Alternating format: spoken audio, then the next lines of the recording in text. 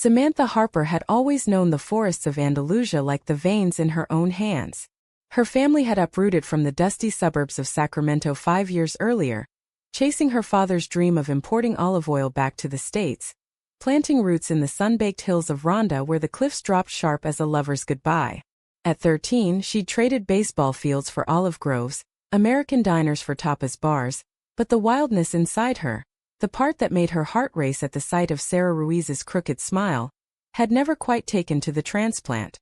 Sarah, with her quick laugh and hands that smelled of fresh-baked pan and wild thyme, was the daughter of the local potter, a girl whose family had tilled the same red earth for generations.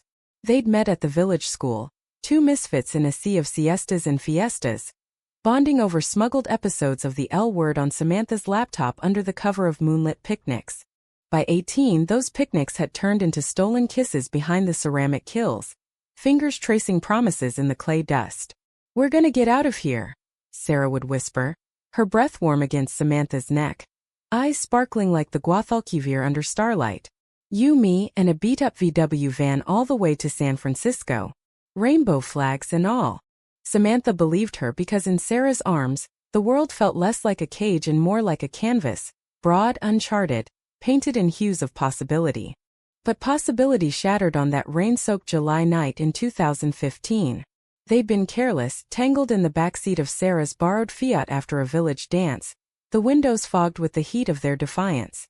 Samantha's parents, ever vigilant in their Protestant exile, had followed the whispers, the sideways glances from neighbors who crossed themselves at the sight of two girls too close. The confrontation erupted at the Harper farmhouse, lanterns casting long shadows across the terracotta floors as accusations flew like shrapnel. "You're disgusting," her mother had sobbed, clutching her rosary like a shield, face pale as the ghosts of her own unspoken regrets. "What will people say? We've built a life here. A life built on lies." Samantha had fired back, voice raw, Sarah's hand slick with sweat in hers. Her father, broad as the oaks he felled for firewood, had grabbed her arm then, bruises blooming like dark flowers under his grip. "Out! Both of you! Get your abominations off my land!" They dragged Samantha to the car, kicking and screaming, Sarah chasing barefoot through the downpour until the gates clanged shut. The drive into the Sierra was a blur of recriminations, her mother's pleas dissolving into silence as the road twisted upward, away from the valley lights. "This is for your own good," her father growled, pulling over at the forest's edge where the trailhead sign for the Pinsapar route loomed like a sentinel. He tossed her backpack, clothes, a flashlight, a water bottle, the emergency cash she'd hidden from her part-time job at the cafe, into the mud. "Walk it off. Pray for forgiveness. We'll come back at dawn if you've come to your senses." But dawn brought no mercy. Samantha huddled under a dripping pine, feverish with cold and heartbreak, replaying Sarah's final cry like a looped nightmare. She didn't know if her parents had circled back in the night, searching or simply washing their hands. By morning, the rain had eased to a mist, and survival clawed its way in. The forest, once a playground of childhood hikes, became her reluctant guardian. She rationed the granola bars in her pack, followed the faint trail markers toward the distant hum of the A374 highway, thorns snagging her jeans like accusations.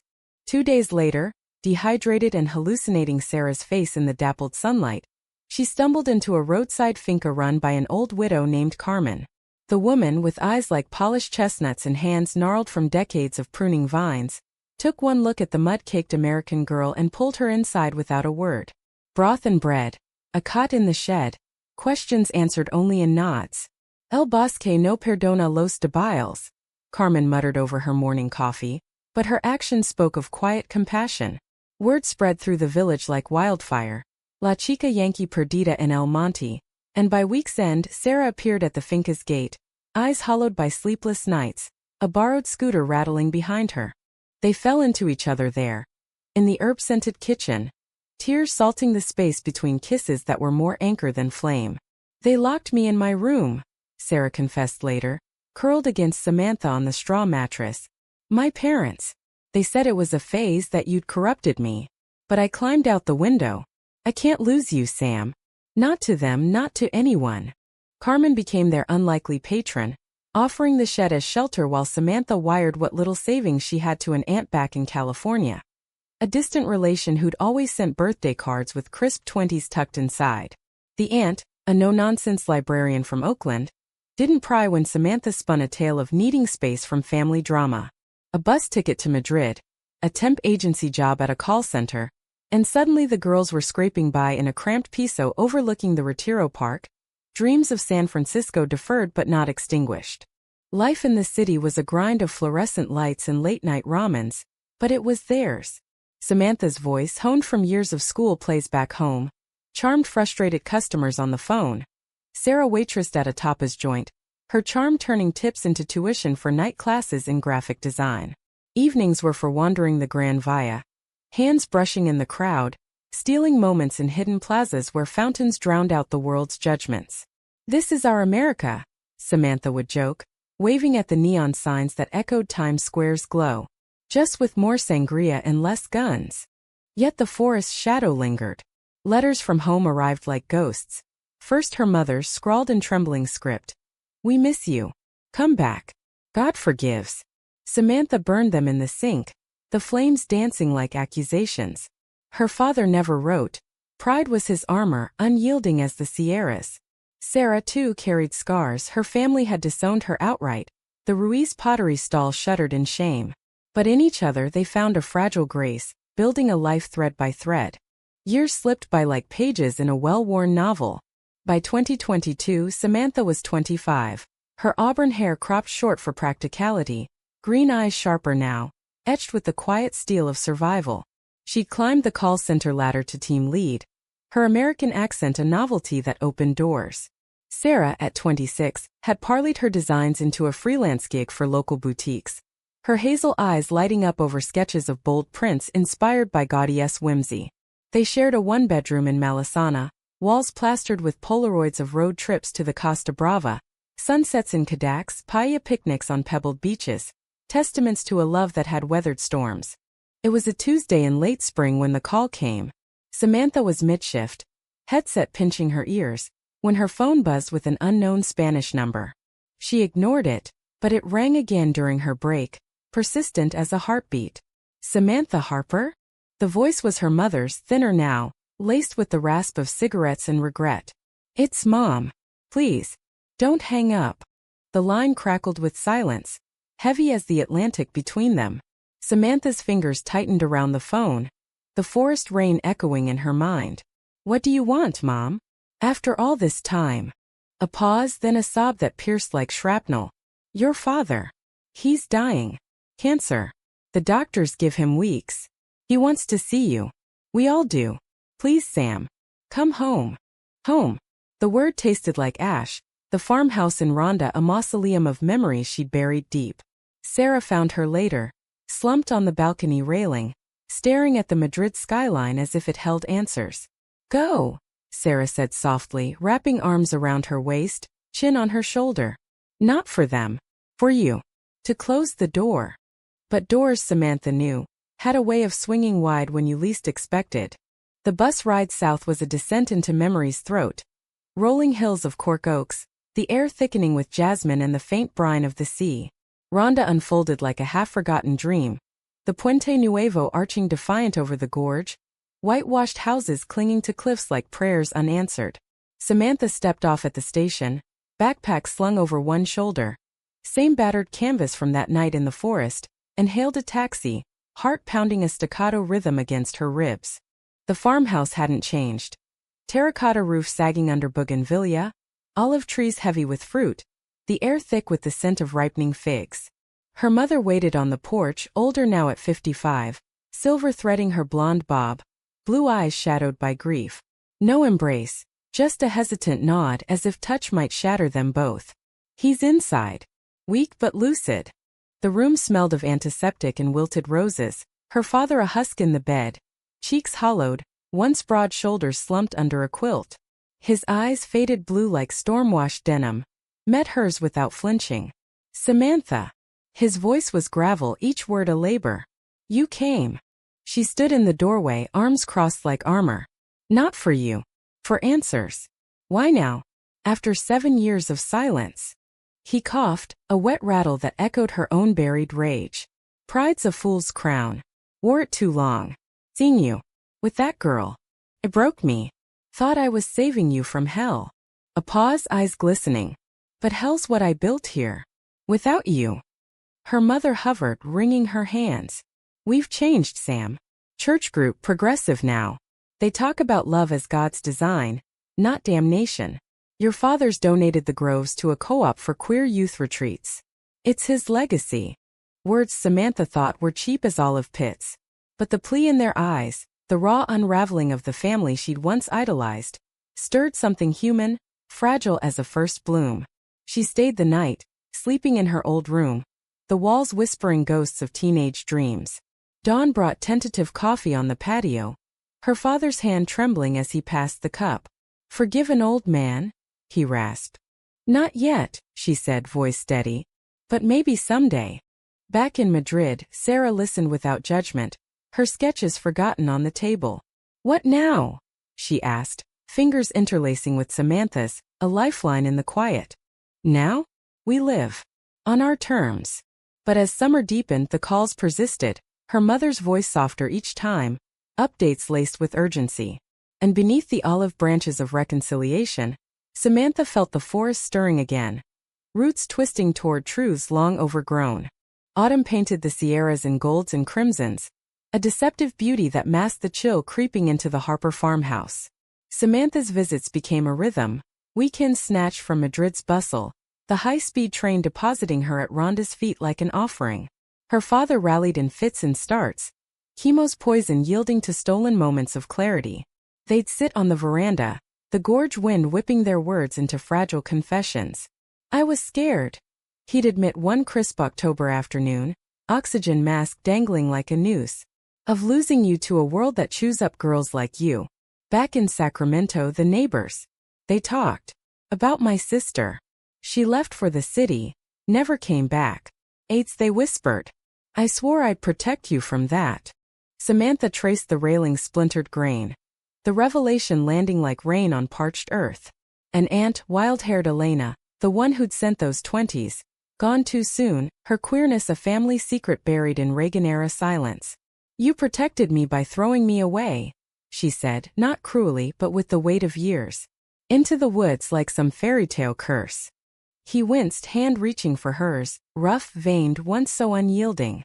Fairy tale. That's what your mother called it. Just a phase like in those stories. But I see now.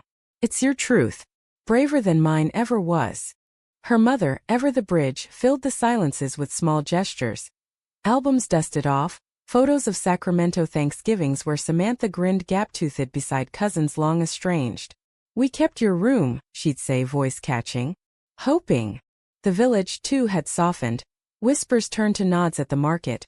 Old Carmen from the finca now dropping by with jars of membrillo, her chestnut eyes twinkling.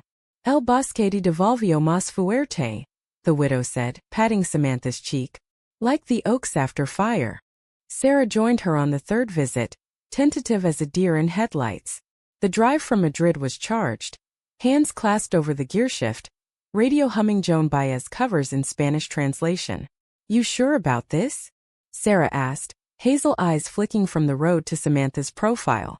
Bringing me into the lion's den? Samantha squeezed her fingers, the ring. A simple silver band etched with olive leaves. They'd exchanged in a quiet civil registry ceremony 2 years back, glinting in the sun. They're the ones who need to face us now. Together. The farmhouse door swung open to her mother's embrace. Fierce, unhesitating. Pulling Sarah into the fold as if she'd always belonged. Dinner that night was paella simmered slow. Saffron threads weaving stories over candlelight. Her father, propped in his armchair, studied Sarah with a gaze stripped of judgment. Ruiz, eh? Your father's pots. Finest in the feria. Never held it against him, the fallout. Sarah nodded, throat tight, and when he extended a hand she took it. Calluses meeting calluses, a pact unspoken. In the quiet hours as rain pattered the roof, they talked. Sarah shared sketches of her latest project. A mural for a Madrid LGBTQ center, vibrant figures dancing under rainbow arches laced with Andalusian motifs. Samantha spoke of her promotion. A remote setup that meant more time in Rhonda, bridging worlds. Laughter crept in, tentative at first, then full-throated. echoing off the whitewashed walls. For the first time, the farmhouse felt less like a cage and more like a hearth, warm, imperfect, alive. But harmony, Samantha learned, was a fragile vine, easily uprooted. November brought frost to the groves, and with it, a letter from California. Her aunt, the librarian who'd bankrolled her escape, had passed, leaving a modest inheritance. $50,000, earmarked for whatever dream calls you home. Home. The word tugged now, a siren's song across the ocean. Sarah pored over maps, that weak fingers tracing routes from Ronda to San Francisco, flights via Barcelona, layovers in New York, the promise of fog-shrouded hills and Castro Street cafes. "Let's do it," Sarah urged one evening, curled on the sofa amid takeout cartons of patatas bravas. "Your dad's stable now. We could start fresh, gallery for my art, you consulting for U.S. firms. Our van dream upgraded." Samantha hesitated, the forest's echo whispering caution. And leave this? The progress. Her father's health was a tightrope, remission flickering like a faulty bulb, and her mother's calls had woven guilt into gratitude, threads binding her tighter each visit. The betrayal came swift as a sirocco wind, unraveling in a single, shattering afternoon. It was mid-December, the village strung with luminarias for Christmas, when Samantha arrived unannounced, key turning in the lock to the farmhouse office. Her father was asleep, her mother out at market, but the door creaked on voices, low, urgent, from the study. She froze, eavesdropping like a thief in her own home. "Can't keep pretending," her mother's voice, edged with steel Samantha hadn't heard since that rainy night. "The co-op? It's a front. Your father's will. Everything to the church if she doesn't renounce that lifestyle."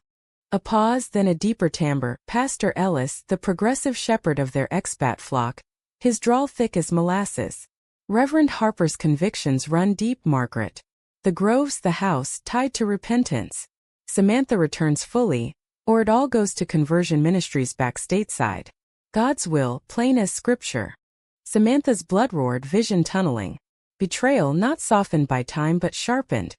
A blade hidden in olive branches. She burst in, doors slamming like judgment. "You lying hypocrites. The retreats, the talks, all a ploy to drag me back into your cage." Her mother startled, face ashen, while the pastor rose, Bible clutched like a shield. "Sam, it's not. Save it." She snatched a sheaf of papers from the desk. Legal drafts, clauses etched in black ink. Inheritance contingent on alignment with family values.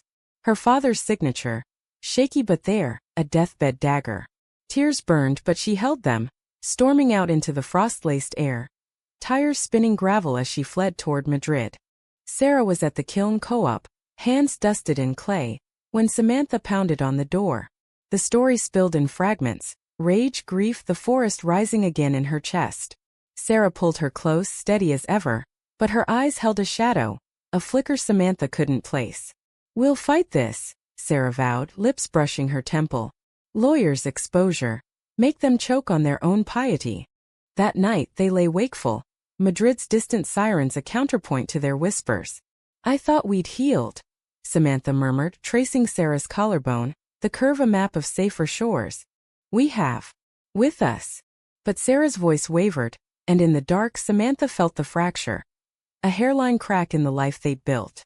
The new year dawned brittle, her father's decline accelerating like an avalanche. Calls came daily now, laced with desperation. "He's asking for you, Sam. For both of you." Samantha ignored them, burying in work in Sarah's arms, but the inheritance letter mocked from the drawer. A ticket to freedom tainted by strings. Sarah pushed for confrontation, drafting emails to the pastor, but tension simmered, unspoken doubts festering. It broke on a gray February morning, snow dusting the Sierras, a rarity, blanketing the world in hush. Samantha woke to an empty bed, Sarah's sighed cold. A note on the counter, "Gone to Rhonda. To talk sense into them. For us. Love it." Panic clawed her throat. She drove south in a blur, the highway a ribbon of ice-slick dread, arriving at the farmhouse to find Sarah in the kitchen, her mother at the stove, an uneasy truce over chamomile tea. "What the hell, Sarah?" Samantha exploded, coat shedding snow like fury. Sarah stood, hazel eyes pleading. "Hear me out. Your dad's got days. The will, it's not set. I talked to the pastor. He says it's negotiable. If you forgive publicly just once, we get the groves free and clear. Sell them, fund our escape. It's a performance, Sam. Foreclosure. Betrayal twin-edged now from blood and beloved. A performance? Like I'm some prop in your redemption play. Samantha's voice cracked, the forest's isolation crashing back. You went behind my back. For money. Not money, us. Sarah reached, but Samantha recoiled. You deserve this fight, one. They owe you. Her mother interjected, voice small. She's right, Sam. Your father. He amended it last night. Unconditional now. But he needs your blessing to die in peace. The room spun, loyalties fracturing like glass under boot. Samantha fled to the veranda, the gorge a yawning maw below, snowflakes melting on her lashes. Sarah followed, words tumbling, apologies, justifications, but the damage rooted deep, thorns of doubt piercing the heart they'd shared. Back in Madrid, the piso felt hollow, silences stretching like chasms. Sarah slept on the couch, sketches abandoned, while Samantha paced nights away, the inheritance check arriving like blood money, unsigned, unclaimed. Her father's final call came via her mother, voice a ghost. Come, daughter. Let me see your face one last time. She went alone, the drive a requiem, arriving to a bedside vigil. He was skeletal now, breaths shallow as whispers. Forgive, he rasped, hand questing. Samantha took it, the warmth a shock. Ego. But love isn't a transaction. His eyes closed, a tear tracing the furrow of his cheek, and in that moment, she saw not the monster of memory, but a man unmade by fear. He slipped away at midnight, the room filling with her mother's keening. Samantha held her then, fierce, forgiving, as dawn broke over the snow-draped Sierras, washing the world in tentative light. But light cast shadows, and Sarah's waited in Madrid, a storm on the horizon. Spring erupted in Ronda like a defiant resurrection. Almond blossoms carpeting the cliffs in pink defiance, the gorge river swelling with meltwater's rush. The funeral was a quiet affair, expat hymns mingling with flamenco laments, the village turning out in black mantillas and somber suits. Samantha stood graveside, arm linked with her mother's, the earth swallowing her father's casket like the forest once tried to swallow her. Pastor Ellis droned platitudes of heaven's mercy, but his eyes skittered from hers, the will's amendment a silent indictment. Afterward, at the farmhouse reception, empanadas and manzanilla passed on trays. The co-op board approached, keys to the groves jingling like olive charms. Your father's vision lives, the chairwoman said. A sturdy widow with a rainbow pin discreet on her lapel. Queer haven open to all. Will you steward it? Samantha glanced at the window, where the Sierras rolled eternal, scarred but enduring. Maybe. With time. Her mother nodded, eyes bright with unshed tears. Stay, Sam. Help me rebuild. The offer tugged, a root seeking soil, but Madrid and Sarah pulled harder, a tether frayed but unbroken. She drove north that evening, the inheritance check tucked in her glove box, unsigned still. A symbol of choices unmade. Sarah waited on the piso steps, bundled in her denim jacket, face pale as the winter moon. No words at first, just arms opening, Samantha collapsing into them. The embrace a harbor after storm. Inside, over herbal tea steaming with mint, the reckoning unfolded. I was wrong, Sarah started, voice steady despite the tremor in her hands. Scared too. That money. It was our ticket out, but I turned it into chains. Like them. Samantha sipped, the warmth seeping into bones chilled by betrayal. Why didn't you trust me? After everything, the forest, the finca, the nights we promised no secrets. Sarah's eyes dropped to her mug, steam veiling the hurt. Because I'm still that girl climbing out her window, terrified of losing. Your family, they dangled hope and I grabbed it like a fool. Thought I could fix it quick, spare you the pain. Pain. It lingered, a bruise blooming slow. But in Sarah's raw honesty, Samantha saw the mirror of her own flaws, the walls she'd built, the silences she'd enforced. I get it, she said finally, reaching across the table. But trust isn't a solo act. We rebuild it together or not at all. The weeks that followed were a delicate dance, therapy sessions in a sunlit office near Puerta del Sol, where a soft-spoken counselor with a Barcelona lilt unpacked their traumas like fragile ceramics. Mornings were for amends. Sarah's sketches reborn as proposals for the Ronda co-op, murals of intertwined hands under olive canopies. Evenings wandered the Retiro, rowboat drifting on the lake, fingers laced as they mapped futures untethered. Yet the forest's legacy whispered doubts. Her mother's letters arrived weekly now, updates on the groves, invitations laced with longing.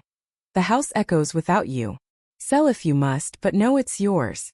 The check burned in Samantha's wallet, visions of San Francisco flickering. Victorian row houses, pride floats thundering Market Street, a gallery for Sarah's art amid the fog. But Rhonda called too, a chance to reclaim the wild, turn abandonment into sanctuary. Climax crested in May, under a full moon that silvered the Sierras. Samantha proposed the trip, a pilgrimage back to the Pinsapar trailhead, backpacks slung, no maps, just compasses in each other. Sarah agreed, eyes alight with the adventure's edge.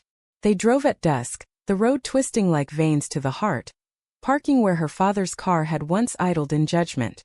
The path unfurled under moonlight, pines whispering secrets, the air crisp with resin and regret. They walked in silence at first, hands brushing thorns until the clearing emerged. The exact bend where mud had claimed her sneakers reigned her resolve. Samantha sank to her knees, soil cool and forgiving now, tears tracing paths her fingers couldn't stem. Here, she choked. They left me here. Broken. Sarah knelt beside her, arms encircling, heartbeat a drum against her back. But you rose. We rose. Words flowed then, confessions cascading like the nearby stream. Sarah's hidden fear of inadequacy, the freelance gigs drying up, the temptation to return to Rhonda alone if Samantha chose the States. Samantha's own terror, of forgiveness as weakness, of love as another cage. Thunder rumbled distant, storm clouds gathering like unresolved grief. What if we split the difference? Samantha murmured, face buried in Sarah's neck. Half year in Rhonda, run the co-op, honor him. Half in California, chase our rainbow. Sarah pulled back, hazel eyes searching green. And us? In the middle. Always. The kiss that followed was seal and spark, not fire but hearth, deep anchoring, laced with the salt of tears and the sweet of tomorrow. Rain began as they crested the trail's end, a gentle patter turning fierce, drenching them to the bone. Laughter bubbled up, absurd and freeing, as they dashed for the car, soaked and shivering, hands clasped against the deluge. It was catharsis, the storm washing away the last vestiges of fracture, leaving only the clean slate of what could be. Back in Madrid, decisions crystallized. Samantha signed the check, half to the co-op for expansions, a bunkhouse for retreats, scholarships for village youth, and half to visas, flights, a down payment on a Haight-Ashbury flat. Her mother visited in June, the farmhouse keys pressed into Samantha's palm during a tearful brunch at a Chueca cafe. Go live your America, she said, embracing Sarah like a daughter long lost. But come back. The olives wait. Summer saw them airborne, the Atlantic a blue bridge below. San Francisco welcomed with fog-kissed arms, cable cars clanging up Hyde Street, rainbow crosswalks faded but fierce. Sarah's art found a wall in a Castro gallery, bold canvases of Spanish Sierras meeting Golden Gate spires. Samantha consulted from a sunlit office overlooking the bay, her voice bridging continents, her heart finally bicoastal. They returned to Rhonda in autumn, the co-op thriving. Teens from Malaga and Madrid gathering under the oaks, stories shared around bonfires, hands held without shame. Carmen, frielier now but unbowed, gifted Sarah a vase glazed in swirling blues. For the waters you cross. Winter brought quiet joys, a Christmas in Sacramento, cousins wide-eyed at the city girls, her mother's hand in hers at Elena's grave, a stone etched with wildflowers. Spring looped them back to the forest, not as exiles but stewards, planting saplings where abandonment once scarred. Years later, under those same pines, Samantha would trace Sarah's laugh lines, the silver threading her black hair, and whisper, "We made it home. Not one place but many, Spain's wild heart, America's boundless dream, the uncharted wild between two souls." In the end, forgiveness wasn't erasure, but evolution. Roots deepened by storms, branches reaching toward light. And in that humanistic grace they found not just survival, but a story worth telling, raw, romantic, eternally theirs.